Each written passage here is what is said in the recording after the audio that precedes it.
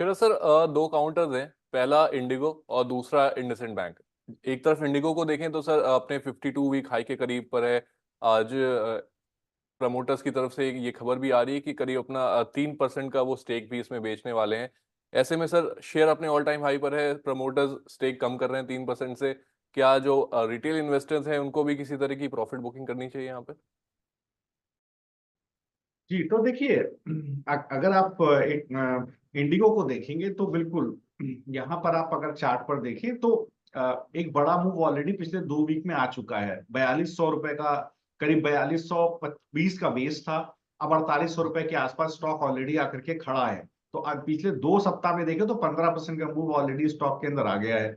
अभी भी अगर आप देखें तो स्टॉक पे वीकनेस नहीं है। अगर आप मोमेंटम इंडिकेटर्स को देखेंगे, इन्वेस्टमेंट के नजरिए से देखेंगे, मतलब करीब 2 से 3 महीने के नजरिए से देखेंगे तो वीकनेस नहीं है। लेकिन मुझे मुझे ठीक तब लगेगा जब ये गिर करके मुझे कहीं 4580 के भाव पर मिलेगा, जो इसका ब्रेकआउट जोन है। जो बेसिकली जून का हाई था, उसको इसने तोड़ा इस महीने। तो वो 4580 के पास मुझे मिलेगा, तो मैं जरूर इसके अंदर एक बार खरीदारी करूंगा, बाय ऑन डिप्स का व्यू रखूंगा। और नीचे की तरफ 4250, 4200 रुपए का स्टॉप लॉस रखूंगा, क्योंकि वोलेटिलिटी रह सकती है। और देखिए, जहां तक इस कंपनी को आप देखेंगे, वैसे भी कंपनी का परफॉर्मेंस बहुत अच्छा रहा है। फर्स्ट क्वार्टर में भी अगर आप देखें तो बेहतरीन 18% वाई वाई इंक्रीज हमें देखने को मिला है। तो कंपनी का ऑपरेशनल परफॉर्मेंस विच एवर वे पिछले कई क्वार्टर से अच्छा चल रहा है। आप मैनेजमेंट का मानना है कि आने वाले पूरे फाइनेंशियल ईयर में डबल डिजिट ग्रोथ देखने को मिल सकती है। इस साल ही एयरबस एक्सएलआर इस फ्लीट में ज्वाइन कर जाएंगे। और 2027 तक करीब एयरबस A330, 350, 900 आ जाएंगे इनके पास फर्दर एक्सपेंशन के लिए। तो कंपनी अच्छी है। अब प्रोमोटर अपना स्टेक सेल कर रहा है, उसका रीजन क्या है ये देखने वाली बात है, लेकिन ये डैम्पनर होता है। तो यहाँ हो सकता है एक बार 45 और 85 के आसपास आपको बाय का लेवल देखने को मिले। अगर आप इंडसइंड बैंक को देखेंगे, जैसा आपने डिस्कस किया, तो देखिए sir, 50 week exponential moving average पहली बार स्टॉक ने तोड़ा और सस्टेन किया, तोड़ करके।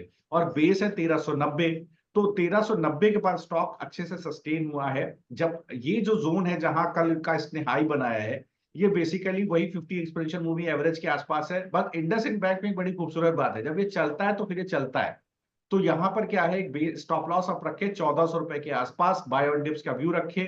मुझे लगता है ये अपना 50 वीक और ऊपर जितने भी converging moving averages, falling moving averages हैं, उनको तोड़ करके 1443 तक जाने की ताकत रखता है।